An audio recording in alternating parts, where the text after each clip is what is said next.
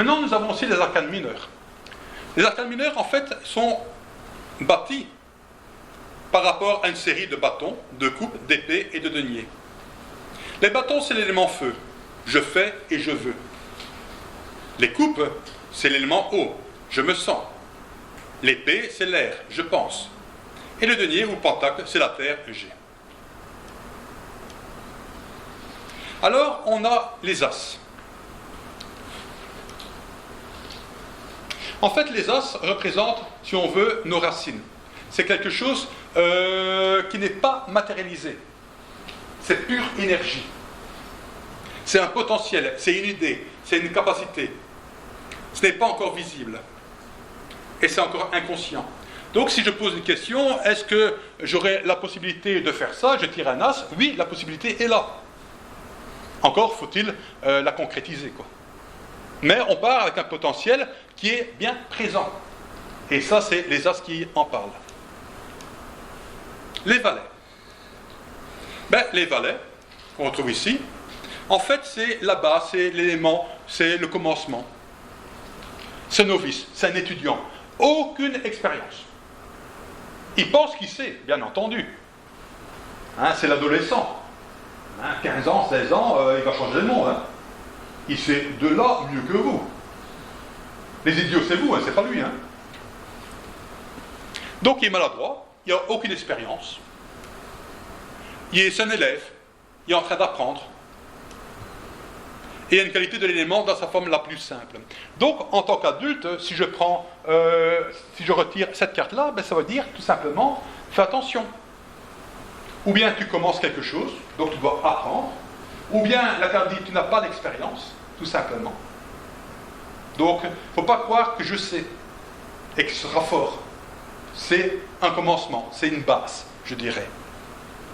Puis, nous avons les cavaliers. Les cavaliers, c'est déjà mieux. Il y a déjà une certaine expérience qui est présente. Prenons le cas, on y reviendra parce que je vais donner l'exemple avant, mais ici pour voir, voilà. Donc ici, par exemple, on va une fois suivre les personnages des épées. On voit ici, par exemple, dans le valet des épées, 10 oiseaux. En fait, il est occupé avec 10 idées en même temps. On reviendra à cette carte plus tard, mais on va simplement suivre les oiseaux. Avec la carte suivante, qui est en fait donc les cavaliers, il y a déjà une évolution. Il y a travaillé, il y a essayé, il y a mis en pratique, et il y a intégré. Et là, on voit qu'à la place de 10 oiseaux, on n'en trouve plus que 5. Où est-ce qu'ils sont les autres? Eh bien, ils sont ici, au niveau, donc, comment est-ce qu'on appelle? Des reines, au niveau des reines. Donc, ils sont indiqués dans les reines. Donc, en fait, il y a en main 5 idées qu'il sait travailler avec. C'est un jeune indépendant. Il sait déjà travailler en collaboration entre lui et donc sa monture, en fait, qui est le cheval. Attention, par ces mots, il bloque, il fait mal. Et on voit que son épée n'est pas complète. Donc, c'est-à-dire qu'il n'a pas toutes les informations. Il ne connaît pas encore tout. Mais il sait déjà se débrouiller. Ce qui est déjà pas mal, en soi-même. On voit aussi que le vent va donc de gauche vers la droite, et lui, il va de droite vers la gauche. Donc, c'est-à-dire, si on dit quelque chose, il dit le contraire. Tout simplement. Mais c'est le dire, Attention, Donc, les cavaliers, c'est les messagers, montrent l'atmosphère d'une situation, sont assez confiants, et c'est un jeune entrepreneur. Puis nous avons les reines.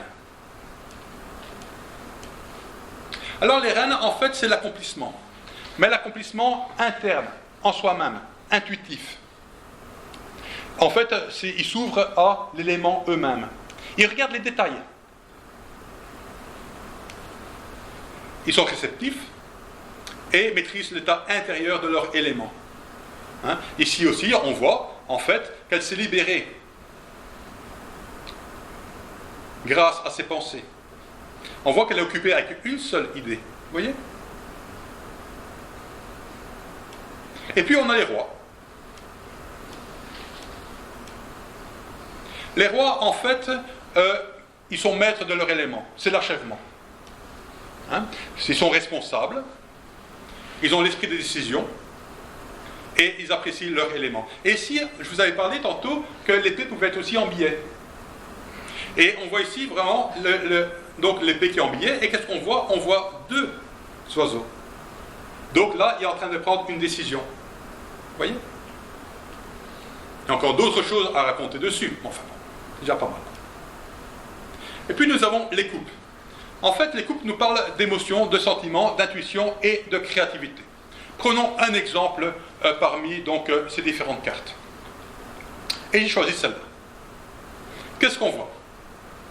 Eh bien, on voit un personnage en noir, sombre, qui est en train, en fait, de regarder trois coupes qui sont renversées, où on voit l'énergie, on voit la vitalité qui s'écoule. Et, en fait, il ne regarde que ça. Et il ne voit pas, en fait, qu'il y a encore deux coupes qui sont derrière elle. En fait, quel est le message de cette carte-là? Parce qu'il y a un message à raconter. On voit aussi qu'il y a un cours d'eau. On voit aussi qu'il y a un pont. On voit aussi qu'il y a une maison. La maison, c'est la sécurité. C'est le foyer. C'est là où on doit être. En fait, le message de cette carte est très simple. Qu'est-ce qu'elle nous dit? Arrête de regarder ce qui ne fonctionne pas. Tourne-toi. Prends ce qui est encore d'actualité. Passe le pont de tes émotions et retrouve-toi, tout simplement. Dans le cas le plus extrême, le plus dur, je dirais, une famille a perdu un de ses enfants. Bien entendu, il y a la tristesse. Mais parfois la tristesse est tellement forte qu'elles oublient qu'il y a encore deux enfants qui sont là. Comprenez? C'est pas d'oublier ce qui n'est plus là, c'est de tenir compte de ce qui est encore là aussi. Et ça, c'est le message de cette carte-là. Retourne-toi, regarde ce qui fonctionne, arrête de regarder vers le passé, arrête de regarder ce qui n'est plus. Passe au-dessus de tes émotions et rentre de nouveau dans ton corps. Et sois de nouveau présent, ici et maintenant. Ça, c'est le message de cette carte-là. Qui paraît, à la base, c'est pas une belle carte. Non, le message est magnifique. Nous avons les deniers. Comme je l'avais dit, les deniers, en fait, c'est les biens matériels, le monde concret, la réalisation. Matériel, le côté financier ou autre. Et on va parler d'une carte, celle-là. Le 3 de denier. Qu'est-ce qu'on voit? On voit trois personnages qui sont à la porte d'une cathédrale. Ça tombe bien, ils peuvent aller à Paris. Voilà. Alors, qu'est-ce qu'on voit? On a le côté mental. Le côté mental qui est l'architecte. On voit ici le plan de la cathédrale. On voit le côté spirituel qui est représenté par le moine. Et on voit le côté matériel. Donc, c'est-à-dire, le moine, lui, a une idée. J'aimerais bien avoir une maison où les gens peuvent se retrouver, qui représente en fait Dieu. Pour ce faire, on a besoin de réfléchir. Ne serait-ce que, j'aimerais bien avoir un récipient pour transporter mon eau, par exemple. Déjà, il y a une réflexion qui est nécessaire. On va faire des croquis.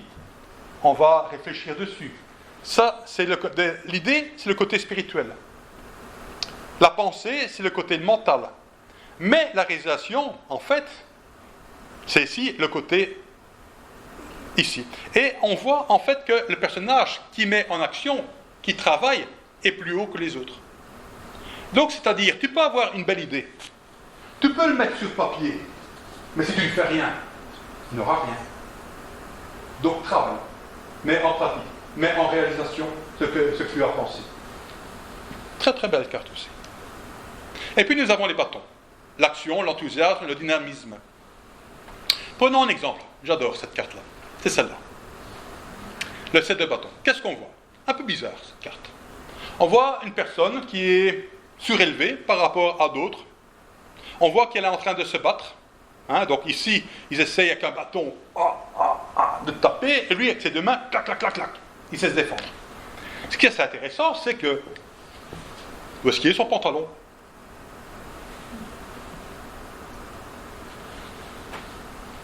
Comment ça se fait qu'il y a deux paires de chaussures différentes? Qu'est-ce que ça veut dire? Ça veut dire tout simplement, on revient à notre exemple.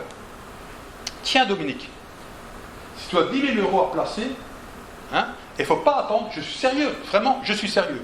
Il ne faut pas attendre. Hein. Tu as l'occasion, encore une fois, 2 jours pour prendre ta décision. Si tu sais placer tes 10 000 euros, dans 5 ans, tu as 10% dessus. Attends, je prends une carte. Je prends cette carte-là, je dis, j'y vais. Je le fais. Qu'est-ce que veut dire cette carte-là? Cette carte-là, elle dit tout simplement, à partir du moment où tu reçois l'information, n'attends pas. Lève-toi directement. Ne cherche pas la bonne chaussure. Ne perds pas de temps. Vas-y, action, réaction. Si tu attends pour mettre ton pantalon, si tu attends pour chercher la bonne chaussure, c'est trop tard. C'est passé. Tu avais l'occasion, tu ne l'as pas prise. Vous voyez les différents niveaux d'interprétation. L'un dit « Ah, t'es fou !» L'autre cas dit « Dors une nuit dessus !» La troisième « Ne dors pas une nuit dessus, c'est trop tard. Demain, c'est trop tard. Il faut le faire maintenant. » On a l'occasion d'acheter quelque chose qui est, je dirais, en solde. On le voit, on passe. Je dis « Ah, tiens, magnifique !» Je ne sais pas. Demain, je reviendrai demain. On revient demain. Ah, au bout du compte, ça m'intéresse, je reviens demain. Ah, je suis désolé, il y a 10 minutes, c'est parti il y a 10 minutes. Ben voilà, c'est ce que ça veut dire, tout simplement. Et puis, nous voyons les épées, la pensée, la communication et les difficultés. Oui, le côté mental, c'est toujours lourd. Hein.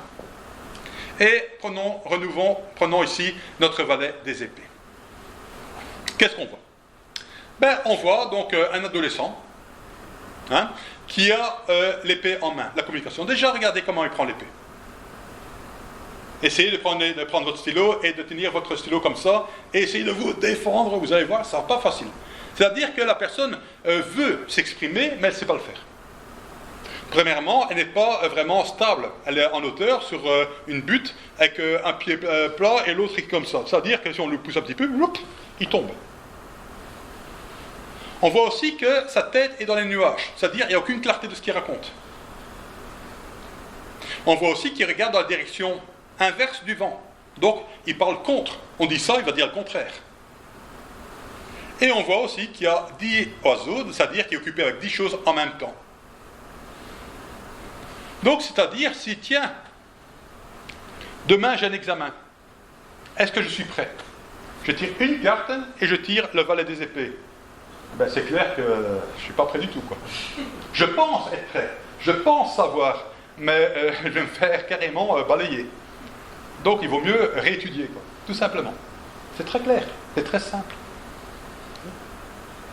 Alors, lorsqu'on a les tarots, c'est bien pour apprendre de tirer une carte. C'est de prendre simplement la carte du jour. Tirer une carte chaque jour est important, et en plus c'est un bon exercice pour obtenir plus de contact avec les cartes et à mieux apprendre à les interpréter. On tire la carte le matin ou le soir, à un moment calme, sans poser de questions particulières. On la place en vue, pour qu'on puisse la regarder régulièrement. Hein? Et fascinant de voir comment le sens profond de la carte se développe, devient vivante et commence même à parler. Faire l'exercice chaque jour, pendant quelques minutes, nous apprend plus que tirer les cartes de temps en temps. Voilà, c'était aujourd'hui donc cette petite conférence. Hein? Sachez que je donne aussi un stage sur les tarots le 26 et le 27 octobre, donc chez moi, donc à 3 km d'ici. Hein? Ce stage peut être aussi organisé chez vous à partir de 5 personnes. Hein? Et s'il y a des personnes qui sont intéressées par ce jeu de tarot, ben vous savez vous le procurer pour 22 € ici. Voilà, s'il vous plaît.